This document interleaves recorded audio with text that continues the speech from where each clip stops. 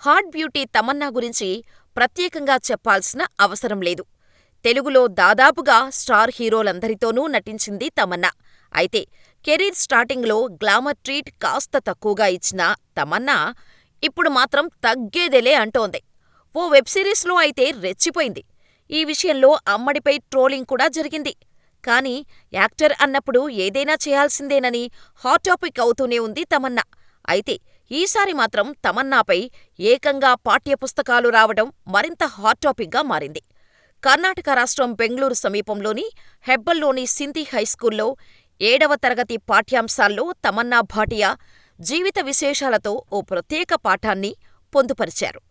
ఈ విషయాన్ని తెలుసుకున్న సదరు విద్యార్థుల తల్లిదండ్రులు అభ్యంతరం వ్యక్తం చేస్తూ స్థానిక బాలల హక్కుల రక్షణ సంఘంలో ఫిర్యాదు చేశారు. అసలు సినిమాల్లో అర్ధనగ్నంగా నటించే తారలు పిల్లలకు ఎలా ఆదర్శవంతులవుతారని, వారిని చూసి విద్యార్థులు ఏం నేర్చుకుంటారని మండిపడుతున్నారు పేరెంట్స్. ఒకవేళ చెప్పాలనుకుంటే గౌరవంగా ఉండే కళాకారులు, ఉన్నత స్థానాల్లో ఉన్నవారు చాలామందే ఉన్నారని, వారి గురించి పాఠ్యాంశాలు పెడితే బావుండేదని అంటున్నారు.